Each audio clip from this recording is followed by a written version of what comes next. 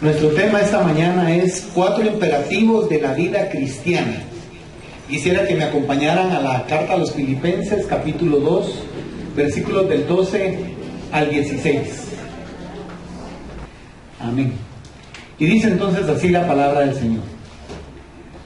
Por tanto, amados míos, como siempre habéis obedecido, no como en mi presencia solamente, sino mucho más ahora en mi ausencia, ocupaos en vuestra salvación con temor y temblor, porque Dios es el que en vosotros produce el querer como el hacer, por su buena voluntad. Haced todo sin murmuraciones y contiendas, para que seáis irreprensibles y sencillos, hijos de Dios sin mancha en medio de una generación maligna y perversa, en medio de la cual resplandecéis como luminares en el mundo, asidos de la palabra de vida, para que en el día de Cristo yo pueda gloriarme de que no he corrido en vano, ni en vano he trabajado. Gloria al Señor. Pueden sentarse, mis amados hermanos.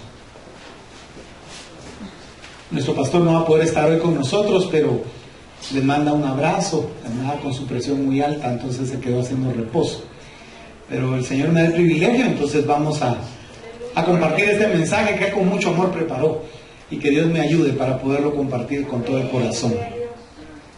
En esta carta a los Filipenses vemos una de las cosas que más llama la atención es que el apóstol Pablo dedica muchas palabras a lo que es la vida espiritual de la iglesia. A él le preocupaba cómo estaba la vida espiritual de los que conformaban la iglesia. Bueno, se estaba conformando la iglesia. Recordemos que él era un misionero del Señor y abría iglesias a donde quiera que llegaba. Este lugar, Filipos, es recordado por nosotros porque en Hechos 16 recordemos al carcelero, ¿verdad? Y que Pablo fue a parar a la cárcel precisamente por hacer la obra de Dios. Cuando aquella mujer que adivinaba y daba grandes ganancias, viene Pablo, se voltea y saca de ella ese espíritu de adivinación, ese espíritu de pitón. Y viene entonces la gente al ver que ya no iba a tener ganancia y se agolpan contra ellos, los golpean muy duro y los mandan a una prisión. Ahora, todo eso sucedió en Filipos. Entonces es interesante ver cómo a él le preocupa la vida espiritual. Y por eso son 4 los imperativos de una vida cristiana que hoy vamos a ver en este pasaje que estamos leyendo de la carta a los Filipenses. Esta preocupación revela en San Pablo no solo un gran ministerio como evangelista, sino también como pastor. Él no solo un evangelista, un pastor, sino también un maestro. Y saben, llama mi atención que vamos a ver ciertas cosas acá que todos hacemos. Y que no debemos de tomarlo con enojo lo que vamos a ver, porque créanme, yo estaba analizando y son cosas que hacemos. Y que aunque tal vez no nos gusta que el Señor nos la señale, es necesario que lo haga porque nosotros tenemos un camino trazado. Ese camino se llama Jesucristo. Y no es sencillo, no es fácil. Pero si nosotros somos atentos a la voz de Dios, recuerden cuando Él le habla a Israel y cuando le dice a Israel: si oyereis mi voz, si hiciereis lo que os mando, seréis benditos, dice el Señor a su pueblo. Pero si fuereis duros de corazón y no escuchareis, usted sabe todo lo que viene al que no escucha, al que es rebelde, al que no quiere hacer la voluntad de Dios. Y la primera cosa que vemos es estar siempre ocupado en la salvación. Leímos en el versículo 12, por tanto, amados míos, como siempre habéis obedecido. No te eran obedientes estos hermanos de Filipos. No como en mi presencia solamente, sino mucho más ahora en mi ausencia. Dice, ocupaos. Esa palabra es importante para un cristiano. Un cristiano no puede vivir desocupado, tiene que estar ocupado. Porque el estar desocupado hace que nuestra mente se enfoque en cosas negativas. Es impresionante cómo muchos en su vida espiritual andan mal porque tienen la mente desocupada de las cosas de Dios. Porque no es solo tener un trabajo, no es solo estar ocupado en alguna actividad diaria, sino que nuestra mente se debe ocupar en las cosas del Señor. La palabra ocupados es un imperativo, una orden. Esto demuestra la seriedad de la salvación, porque está diciendo que se ocupen en la salvación. Muchos de nosotros nos levantamos y tenemos nuestras cosas que hacer o problemas, y cuando los enfrentamos lo hacemos y hacemos lo que podemos. Pero muchas veces es necesario que doblemos rodillas antes de enfrentarlas y que estemos delante de Dios en oración, recordando que lo más difícil ya fue hecho, ser salvos. Porque saben algo, buscar a Dios para que me haga un milagro, eso es un cristianismo barato. Pero buscar a Dios porque tengo gratitud y por todo lo que ya me dio, la salvación, vida eterna, un nombre nuevo me espera en el cielo. Así dice Apocalipsis. Lo hablamos el miércoles en el servicio de la noche. Nosotros tenemos tantas cosas que ya recibimos de Dios. Una vida nueva. Que no la usemos, esa es otra historia. Pero Él ya nos dio una vida nueva. Él ya nos dio su fuerza y su poder. Recuerdo al predicador Austin de Houston. Él enseñaba que tuvo un sueño y él vio a Jesús. Y él quería correr a Jesús, pero el enemigo se le interponía. Y luchó por llegar donde estaba Jesús, pero el enemigo no lo dejaba, hasta el punto que él se molesta con Jesús y dice: Jesús, ¿qué pasa? ¿No me ayudas? Y Jesús le dijo: no puedo. Pero si tú eres Dios, tú lo puedes todo. No puedo. Ya te di todo mi poder, úsalo. Amén. A veces queremos que Dios sea como un mago que con una varita nos va a solucionar las cosas. Dios no es un mago que haga milagritos para ponernos contentos. Dios es Dios, mis amados, y murió en una cruz por nosotros. Y ocupar la mente en la salvación es importante. Porque ¿saben algo? A veces sentimos que estamos bien y no nos vemos y no nos damos cuenta que no lo estamos, que estamos mal. Y la ocupación es necesaria en lo espiritual más que en lo material. Porque a veces ocuparnos tanto en lo material nos hace desocuparnos de lo espiritual. Yo no estoy diciendo que no trabajen o que estén sin hacer actividades que produzcan en su vida, no. Estoy diciendo que cualquier actividad en su vida puede ser una oportunidad para glorificar el nombre de Dios. Amén. Si usted trabaja en ventas, pues sus ventas van a subir y usted va a poder decir: fue el Señor. Amén. Dios me ayudó. Si usted es, no sé, panadero, su pan va a ser el mejor pan de la cuadra, o de la manzana, o de la colonia. Y cuando la gente le diga: es que el pan suyo tan rico, ¿sabe qué pasa? Que tiene el mejor ingrediente, la presencia de Dios en mi corazón. ¿Sabe? Mi mamá, cuando nos hace comida, la comida de mi mamá, no es que esté aquí mi mamá, pero la comida de mi mamá siempre es rica. Siempre es rica la comida de mi mamá. Así sea una taza de café con una champurrada. Sabe delicioso. Porque mi mamá lo da con amor. Cuando da algo, lo da con amor. Cuando cocina, cocina con amor. Y le da gloria a Dios en lo que hace. Tiene años cortando pelo. Y hay señoras que la siguen buscando. Después de muchos años de estar en eso. Pero muchas llegan, yo creo que no tanto por el peinado o el corte, o el tinte o los rayitos. Llegan porque platican con ella de Dios. Nuestra actividad no es excusa para estar lejos de Dios. Todo lo contrario. La actividad diaria debe ser lo mejor que le entreguemos a Dios. ¿Sabe qué pasa? Cuando Abel, por ejemplo, le entregó su ofrenda a Dios, ¿qué pasó? Esa ofrenda le agradó a Dios. ¿Por qué motivo? Porque Abel entendió y sabía que sin derramamiento de sangre no hay perdón de pecados. Él entendió la salvación y por eso su ofrenda fue agradable a Dios. Pero la del otro, que ofreció frutos de la tierra, que ni siquiera dice la Biblia que eran los mejores, sino simplemente dice: ofreció frutos de la tierra, de lo que él sembraba. Dios no vio con agrado eso. ¿Sabe por qué? Porque solo estaba dando porque el otro dio. O solo estaba dando según él porque había que dar. Con Dios no funcionan las cosas así, porque Dios dice que Él escudriña nuestros pensamientos y las intenciones de nuestro corazón. Por eso es importante que nuestro corazón esté atento a ocuparse en las cosas de Dios. No nos olvidemos de Jesús durante el día. Recordémonos de Jesús, porque Él nos va a ayudar cuando lo necesitemos. Él por eso quiere que estemos ocupados. Estar ocupado es algo que evita dos peligros, a saber, en primer lugar, la ociosidad, que siempre conducen a problemas. Y la otra cosa es el descuido, o sea, la negligencia, que también conduce a problemas. Ser ocioso nos va a hacer haraganes. Y en lo espiritual nos volvemos muy haraganes. Ya no oramos como orábamos a veces. Ya no buscamos a Dios como lo hacíamos. ¿Sabe algo? Mi hijo ya está trabajando, incluso hoy no vino porque anda en su trabajo, pero me llena mucho oír cuando cuenta cosas que le suceden. Él está trabajando con unos equipos de refrigeración muy grandes, en una empresa muy grande, ahí por Chimaltenango. Pero me dice, fíjate papá, me dijo que yo armé una parte de una sección en donde fíjate que lo que se va eliminando de la máquina, me dijo, una máquina que funciona con amoníaco y con otras cosas, con un aceite. Entonces me dijo, fíjate que cuando eso elimina, pasa a una válvula y esa válvula se encarga de ir poco a poco mezclando eso con agua para irlo eliminando.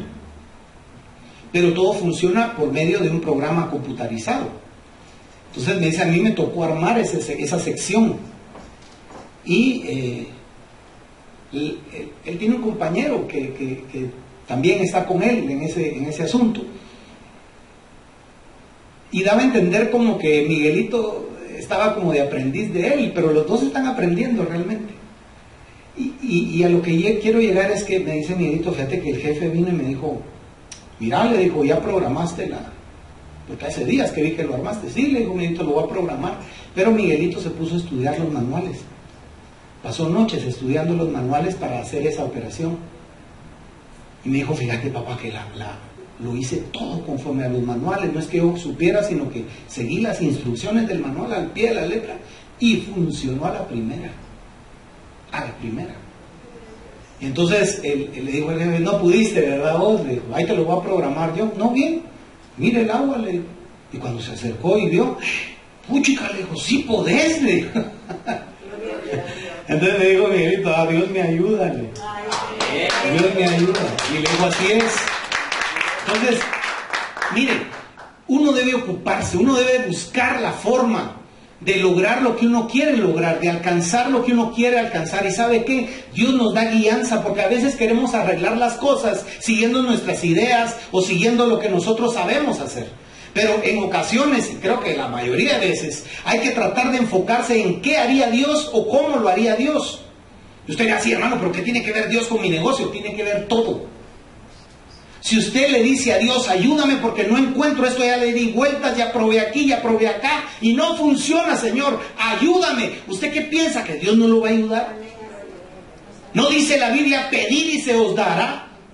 Cuando uno le pide a Dios, Él ayuda. A veces uno no sabe cómo lidiar en una relación con la otra persona. Pues hay que pedirle a Dios y decirle, Señor, enséñame cómo puedo yo tener las cosas bien con esta persona y llevar bien esta relación. Puede ser de padre, hijo, puede ser de esposo, esposa, puede ser de amigo, puede ser de compañero de trabajo. El Señor nos ayuda en todo.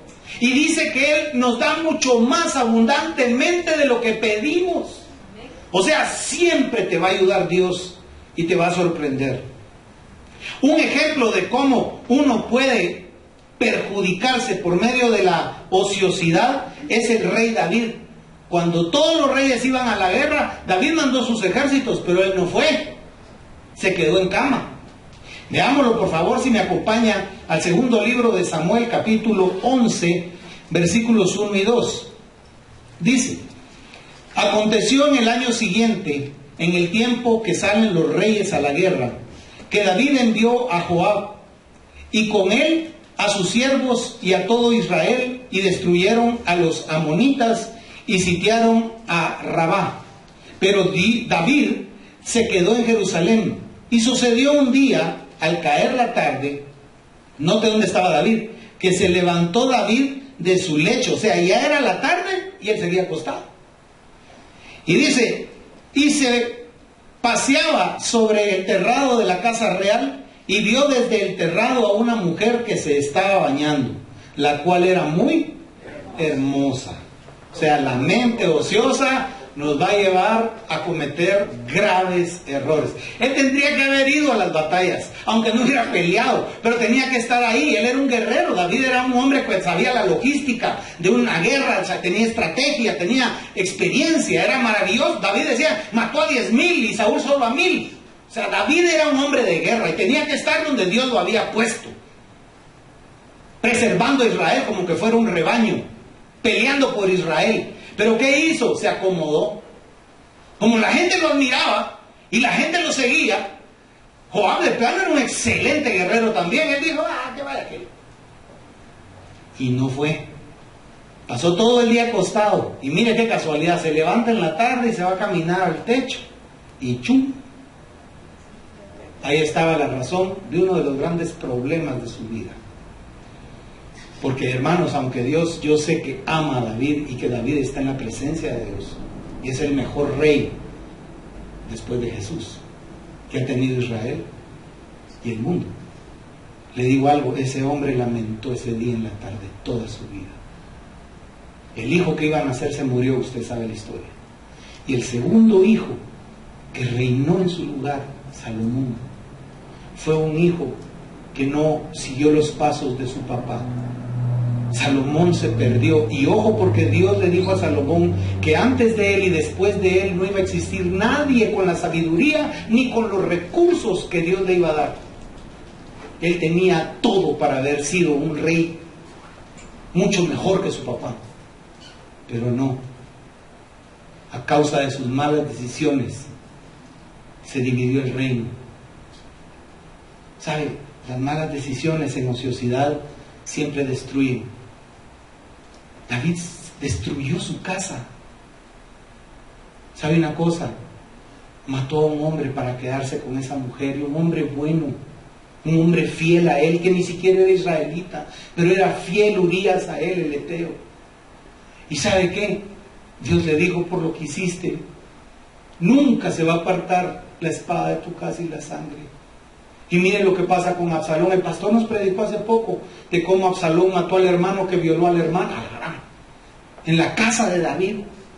Mire cómo la ociosidad destruye. Hermano, por favor, yo le pido en esta hora que usted lo medite, lo piense, porque si ha estado ocioso, debe cambiar esa actitud de su vida. Dios lo trajo hoy para oírlo, para despertarlo, para que usted pudiera decir, ya no voy a seguir en esta vida de ociosidad, sino voy a empezar a ser productivo, lleno del Señor. Porque eso es lo que Dios quiere hacer con nosotros. Una vida ociosa puede convertirse en un taller de Satanás, porque la Biblia dice que una mente desocupada es taller del diablo. Yo a veces me pongo a ver Twitter. Me metí en eso hace cantidad de, pero nunca lo usé. Y últimamente me metí al Twitter y empecé a ver lo que muchas personas publican. Y me empecé a dar cuenta de cuán vacíos estamos. Hay una joven ahí que pone, son las 10 de la mañana y mi cuarto no huele a marihuana. ¿Qué me está pasando? Y otras empiezan a ofrecerse y empiezan a hacer ofrecimientos y cosas que digo yo, Dios mío. Y son personas que son jóvenes, que están empezando su vida, pero su mente está desocupada, no está ocupada en Dios. Y cuando una mente no está ocupada en Dios, tiende a ir a lo malo. Mire, hermano, nosotros siempre vamos a ir a lo malo. Perdone, pero nunca vamos a correr hacia lo bueno. Porque nosotros, dice la Biblia, a lo bueno llamamos malo y a lo malo llamamos bueno. Un hombre que tiene 10 mujeres, ¡qué pilas! Pero si una mujer tiene 10 hombres, es otra la palabra y otro el epíteto. ¿Sabe algo? Nosotros siempre seguimos cosas que no deberíamos seguir. David cometió un grave error en su vida, pero fue tan noble que lo dejó escrito. Ninguno de nosotros escribiría sus errores de ese tamaño en un registro. Ninguno de nosotros. Pero como él era lleno de Dios, él dejó eso escrito por misericordia de Dios, para que al ver lo que a él le pasó, a nosotros no nos pase. Mire, es como la mamá que le dice al hijo, mi hijo, no hagas eso, te va a ir mal. Ay, mamá, ¿usted qué sabe? Usted no sabe nada, cállese. Pero la mamá es sabia y está tratando de evitarle un dolor al hijo, decir, hijo, yo ya pasé por tu edad, yo sé lo que te puede ocurrir, o hija, yo sé lo que te puede pasar. Y uno de hijo es necio, no oye. Y a veces pensamos, mi papá ya es un viejo tonto que no sabe nada. No, nadie nos va a amar como nuestros papás, y hay que oírlos. Y si papá Dios nos está hablando, hay que oír a Dios, porque nuestra vida no se puede desperdiciar. Tu vida no se puede desperdiciar. Y el enemigo te ha engañado y te ha tenido entretenido en cosas vacías. Yo me tomé el tiempo de escribirle a unas personas Y pensé que no iban a leer lo que yo escribí, porque a mí ni me sigue nadie en eso, el Twitter, apenas 3, 4 me siguen. Pero escribí, a muchos les gustó lo que escribí, porque traté de dar un mensaje diferente. Y dije, Dios mío, de verdad te necesitamos tanto en el mundo, porque estamos sedientos. Porque cuando yo miro esa juventud, a esas jóvenes que prácticamente se regalan en fotos y se regalan en sus comentarios y como que no valieran nada, yo miro eso y digo, Dios mío, estamos hambrientos, estamos totalmente desnutridos espiritualmente y no hemos ocupado nuestro corazón en las cosas de Dios. Y no se confunda, yo fui un joven perdido y por eso tal vez me duele más, porque yo desperdicié años de mi vida sin tener a Dios en mi corazón, y me arrepiento hasta este día, porque pude servir a mi Señor desde mi juventud. Yo recibí a Cristo a los 12 años, yo pude ser un hijo de Dios desde esa edad, pero me aparté, me enfrié, pensé que Dios no era lo que yo necesitaba, y Dios era lo que yo necesitaba.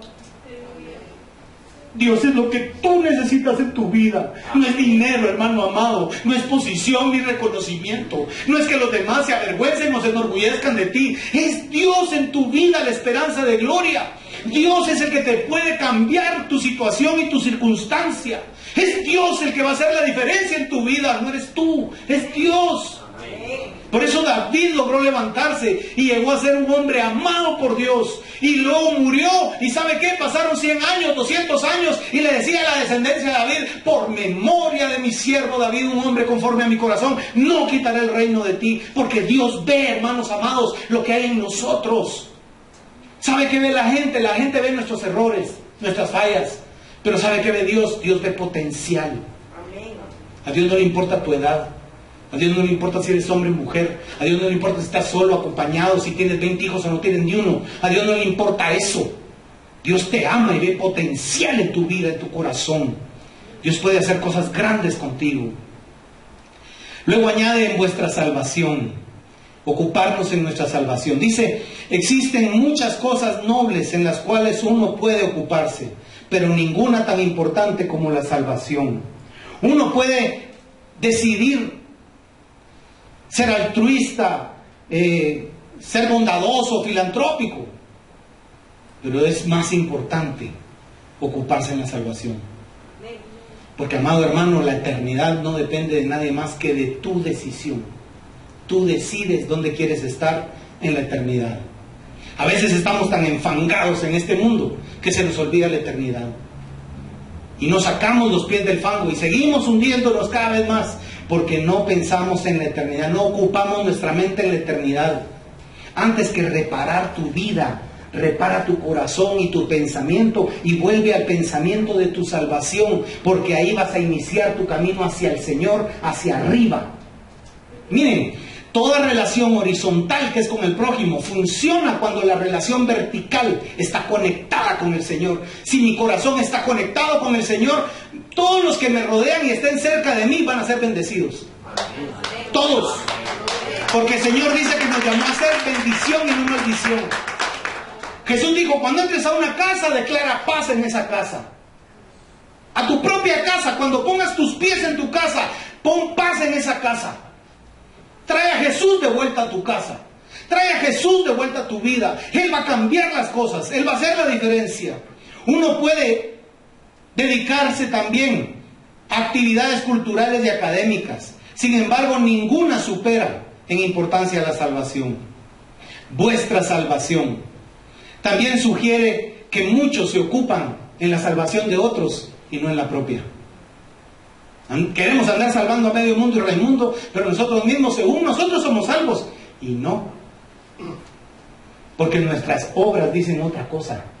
Nuestro espíritu dice otra cosa. Nuestra actitud, nuestro pensamiento dice otra cosa de lo que hacemos o actuamos según nosotros como hijos de Dios. No se ocupe tanto en la salvación de otros, piensa en la suya propia.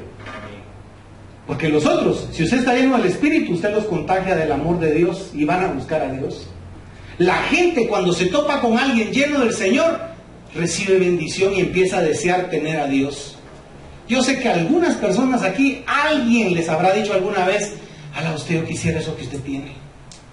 No sé qué es, pero eso que anda en usted yo lo quisiera tener en mí. Porque es Cristo, la esperanza de gloria. Mire, uno debe anhelar el buscar a Dios, y no para que otros me miren, o otros oigan, o otros me escuchen, o yo tener la razón sobre otros. No, yo quiero tener una intimidad con Dios, porque eso me salva, eso me saca de donde he estado atorado, porque uno queda atorado.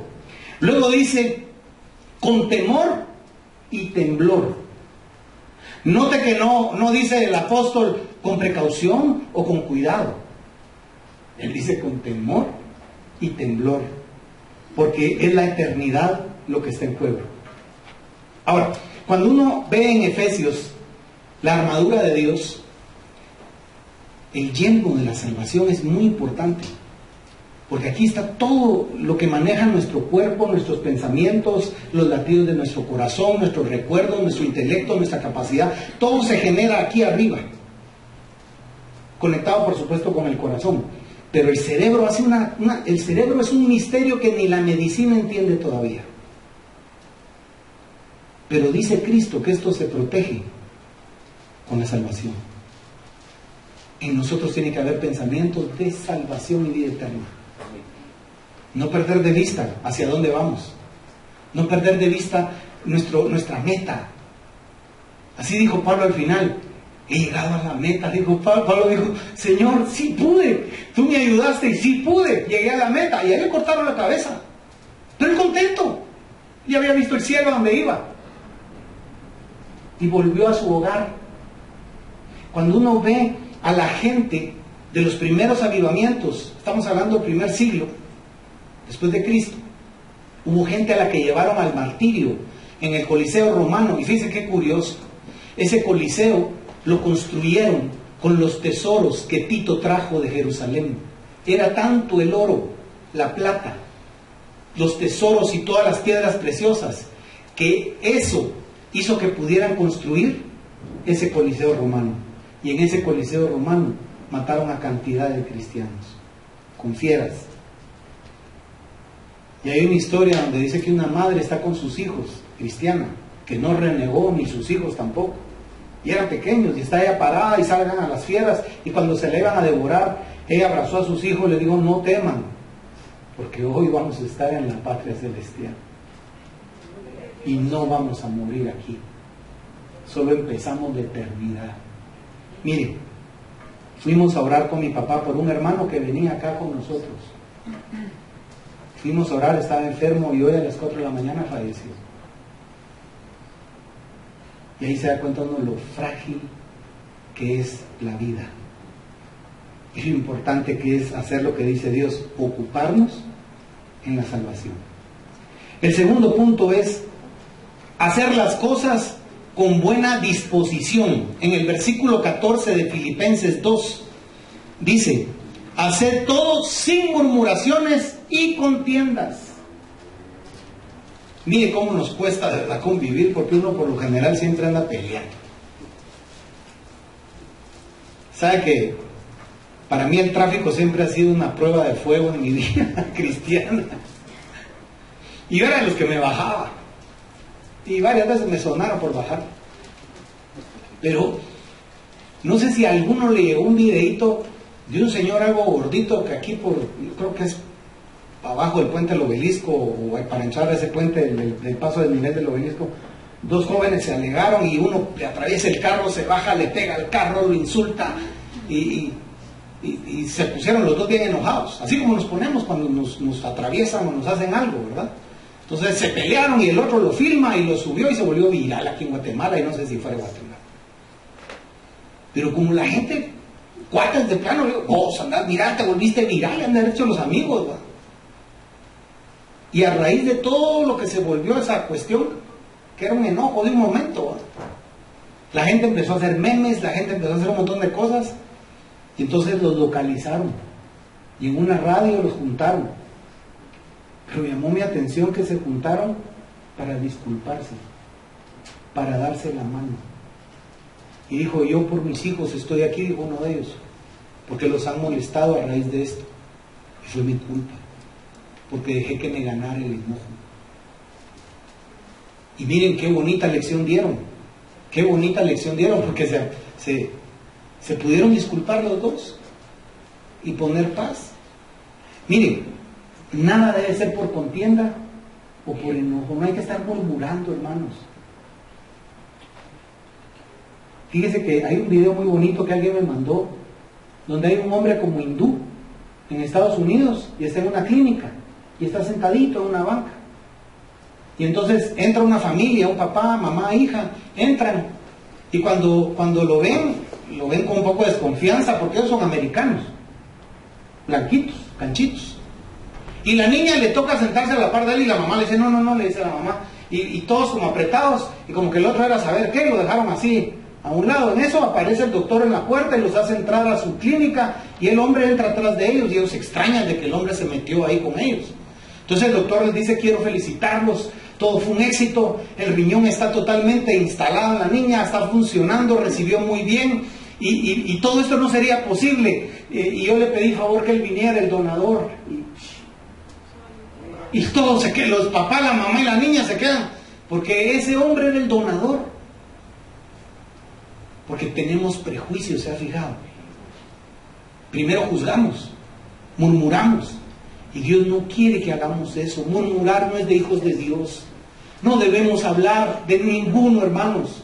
Evitemos eso. Hablar de los demás no es correcto, no es bueno.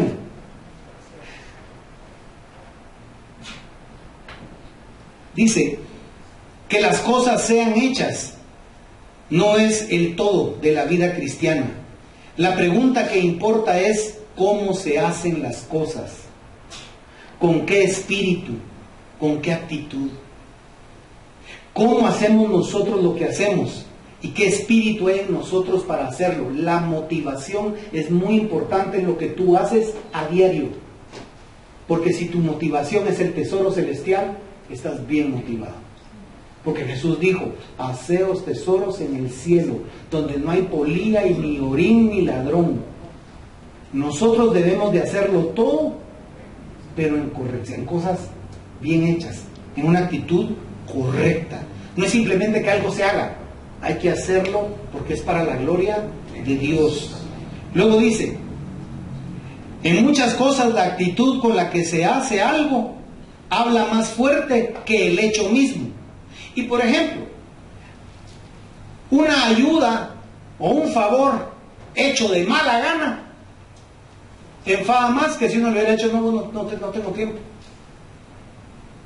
Eso es de verdad tan verídico. Porque a veces usted necesita un favor y la persona tal vez se lo va a hacer, pero de mala gana. Y en el fondo usted no queda agradado, sino dice, ay, ¿para qué fregué este?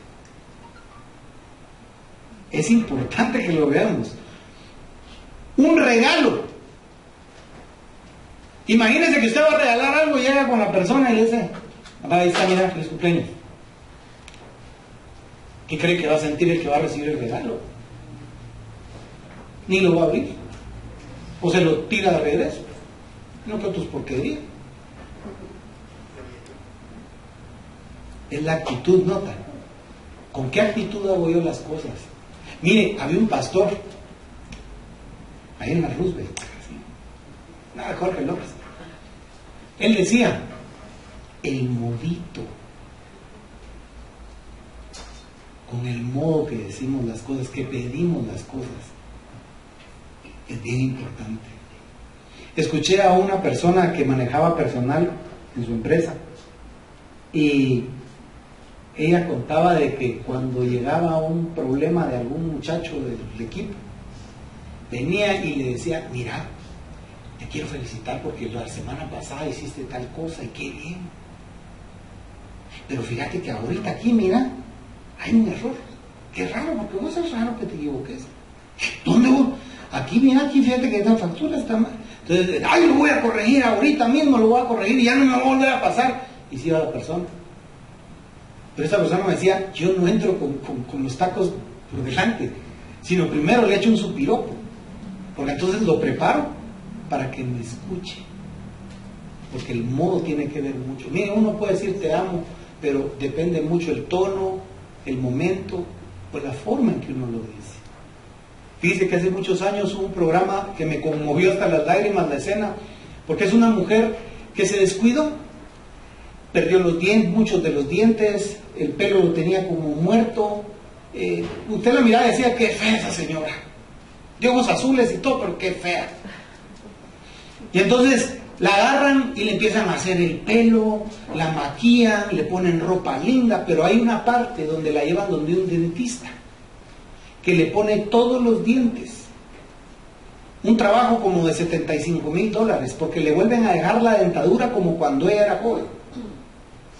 Pero cuando el dentista la está examinando, y ella está así toda chaparrastrosa, llega el dentista y le pone la mano y le dice, qué linda tu cara, le dice, cómo eres de bonita. Y esa mujer empieza a llorar, que me hizo llorar, verla llorar.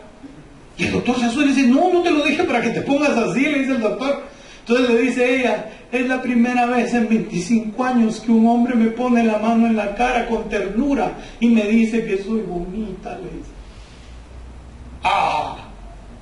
Me quebró, porque todo es como lo hagamos o lo digamos. Jesús quiere estar en nuestras actitudes, que cuando le digamos a esa persona, ¿cómo te amo?, que cuando le digamos a esa persona, qué especial eres, que cuando le digamos a esa persona, qué rico te quedó, lo hagamos como si fuera Jesús el que está hablando con nuestra boca, como si fueran las manos de Jesús las que están tocando a esa persona, porque ¿sabe qué? Estamos sedientos.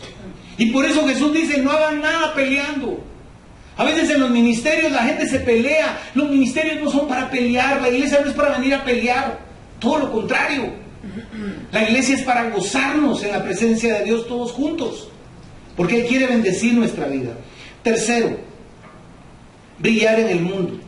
En Filipenses 2:15 dice, para que seáis irreprensibles y sencillos, hijos de Dios, sin mancha en medio de una generación maligna y perversa, en medio de la cual resplandecéis como luminares en el mundo.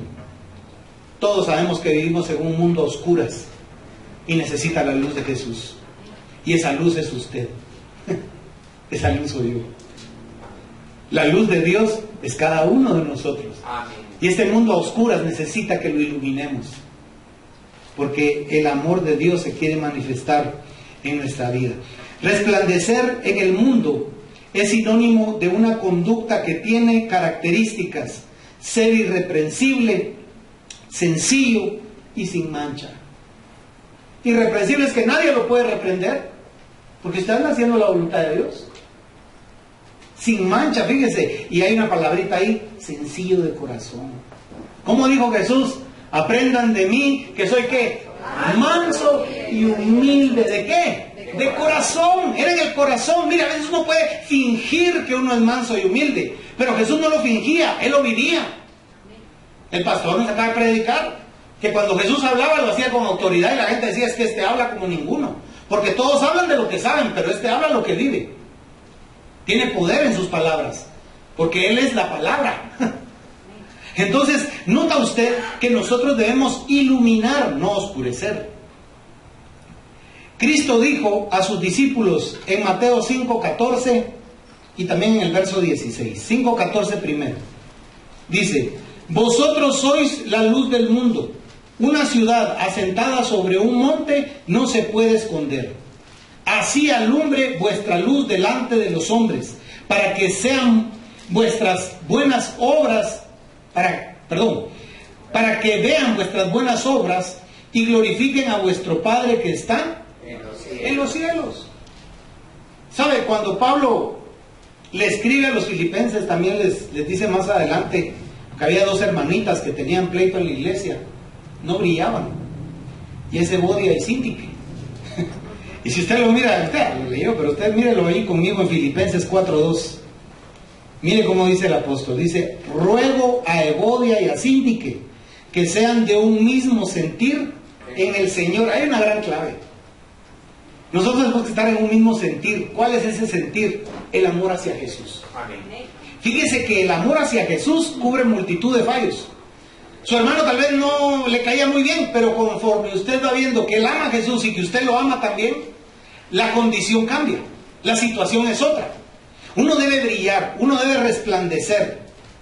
Había un canto que hemos a veces entonado acá: resplandece porque ha venido tu luz. Y está basado en la Biblia.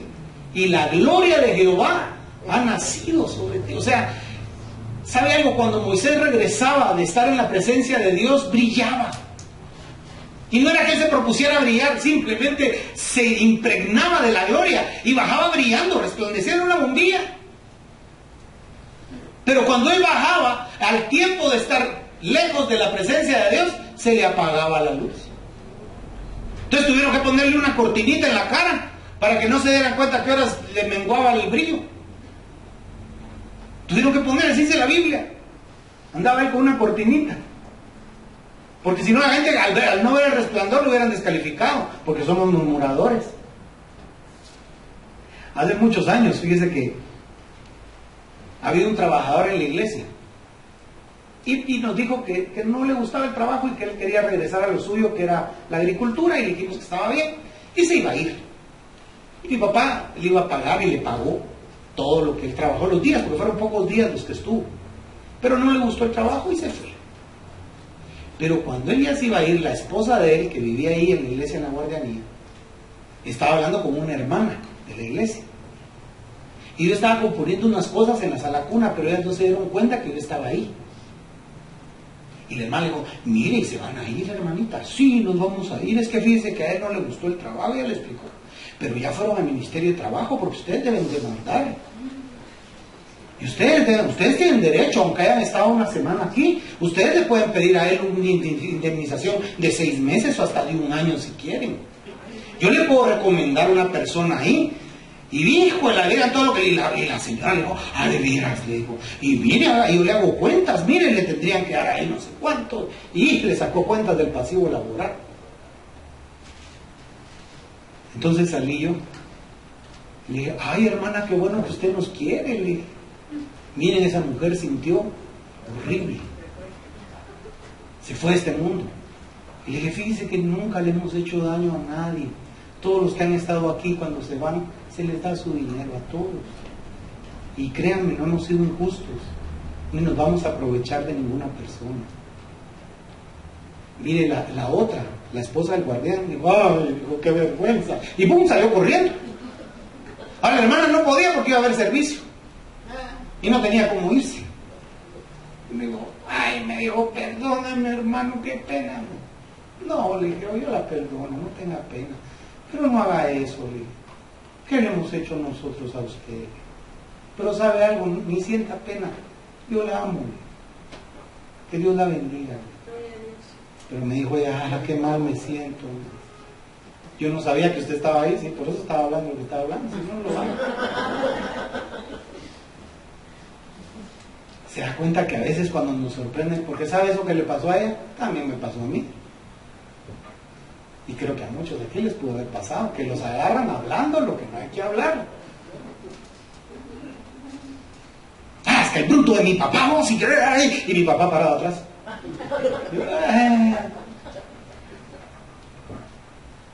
Mire, no hay que murmurar, hay que brillar. Amén. Hay que brillar, y con la luz de Jesucristo. Y para ir terminando, dice: estar asidos a la palabra de Dios. La última gran clave y el imperativo para una vida cristiana: la palabra de Dios. Solo la palabra nos puede guiar, nos puede transformar, nos puede redarguir, nos puede corregir, y sin que nos sintamos lastimados, porque la palabra de Dios es viva y eficaz y más cortante que toda espada de 2 filos. La palabra de Dios es maravillosa. Dice acá: estar asido a la palabra de vida es como encontrarse náufrago en alta mar y tener a la mano a un salvavidas, un medio de salvación.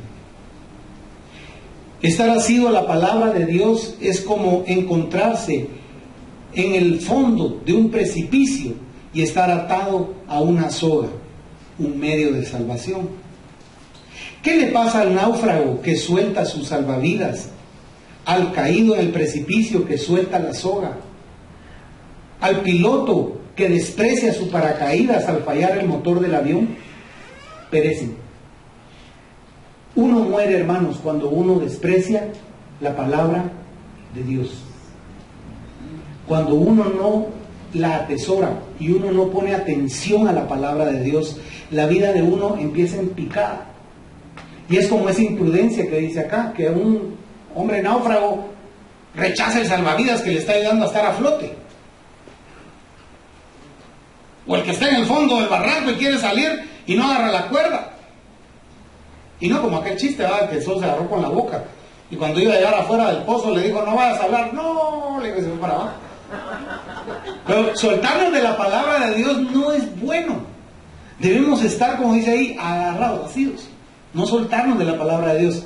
¿Sabe algo? A veces la palabra es tan maravillosa. Porque uno va a hacer cosas y la palabra de Dios viene al corazón, porque Jesús dijo algo. Ustedes que tienen a Cristo y son salvos, pasa esto. El Espíritu Santo les recuerda la palabra.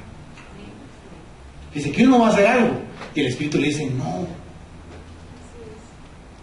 Que no haya contienda ni vanagloria en ti. Bendice al que te maldice. Y uno dice, pero ¿por qué me estoy pensando yo eso? Es el Espíritu Santo que nos dice la palabra en el momento exacto. En una ocasión estábamos en un lugar repartiendo comida y el Espíritu Santo usó una persona para ponernos en aviso porque nos iban a ir a matar y estábamos repartiendo comida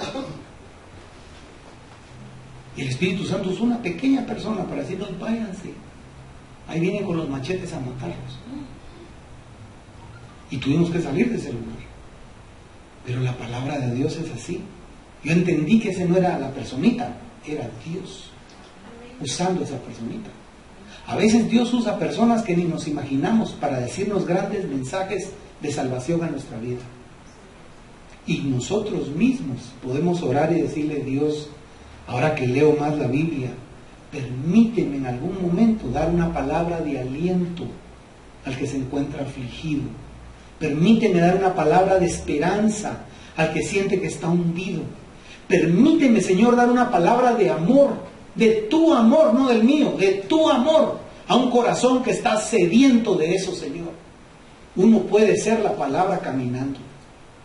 Un hombre delincuente en Nueva York, en los años 60, 70, entró a una cárcel, o creo que un poco antes, más atrás.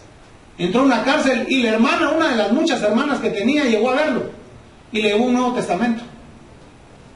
Y le entregó el Nuevo Testamento y él agarró y leyó todo. Era una Biblia, me parece, entera. Y la leyó los años que estuvo preso, porque estuvo preso porque era un delincuente de lo peor.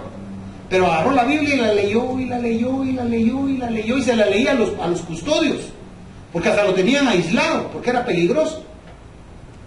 Pero lo llevó a transformar de tal manera la Biblia, que el día que salió ya viejo, salió de esa prisión, se paraba en Nueva York en las esquinas y empezaba a repetir la palabra de Dios de memoria. Se la aprendió toda, pero no solo se la aprendió de memoria, sino que la dejó entrar en su corazón. A él le decían la Biblia que camina, y le decía a la gente, arrepiéntanse, y les empezaba a citar los versículos sin usar la Biblia, aunque la llevaba en la mano, pero se la sabía. Si nos vamos a ocupar en nuestra salvación, leamos la Biblia y aprendamos la Biblia. Pero aprendámosla y apliquémosla para que sea completo el trabajo de Dios en nuestros corazones. Vamos a orar. Amado Padre Celestial, yo te doy gracias porque tú estás aquí, Señor, ministrando en nuestro corazón, ministrando a cada uno, Padre. Yo te quisiera suplicar, Señor, que venga tu bendición hacia tus hijos, hacia todos nosotros. Y que esa bendición sea entender estas 4 cosas importantísimas, Señor. Entender que debemos estar ocupados. Entender que debemos de estar pensando en la salvación. Que debemos resplandecer, Jesús. Que no debemos murmurar. Señor, que tenemos que ser luz en este mundo. Padre, yo te ruego que estas lecciones tan sencillas, pero que tienen verdad de lo alto, se hagan una realidad en nosotros y en nuestro actuar diario, en nuestro caminar diario.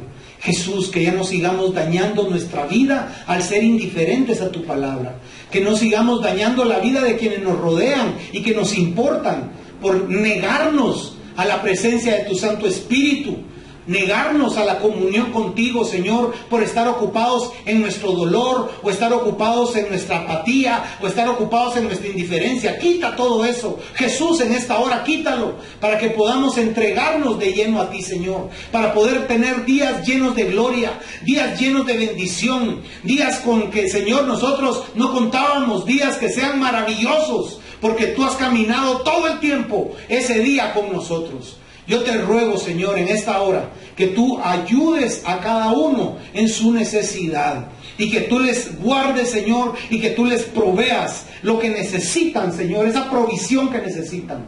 Oro para que se haga tu milagro en cada vida, Señor, para que mis hermanos vean tu gloria, y todo aquel que escuche esto reciba la bendición de lo alto, en el nombre del Padre, el Hijo y el Espíritu Santo. Que toda atadura sea rota, Señor, que podamos avanzar en lo espiritual, que si hemos tenido algún tipo de decaimiento o nos hemos sentido estancados en la vida espiritual, hoy, Señor, nos levantemos, porque este es el día que ha hecho el Señor. Por tanto, me gozaré en Él, me deleitaré en Él, porque tú vives en este día conmigo, Señor. Yo te doy gracias porque vas a fortalecer mi corazón, y no voy a depender de nadie, voy a depender de ti. No voy a depender de cosas, voy a depender de tu amor, Señor, y de tu misericordia eterna.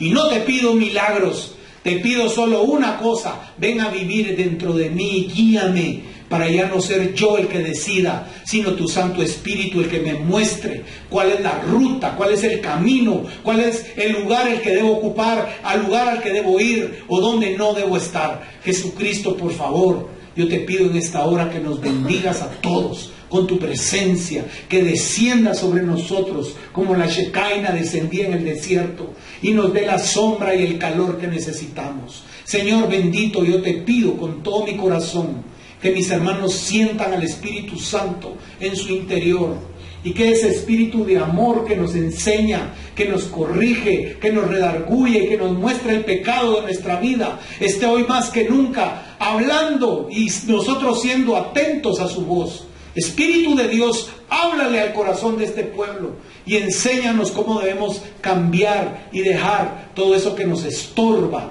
en nuestra salvación y en la vida eterna que nos espera. Yo te pido que bendigas lo que cada uno también trae con amor para ti a esta hora. Padre, en el nombre de Cristo Jesús, sean benditos los diezmos y las ofrendas. Amén, Señor, y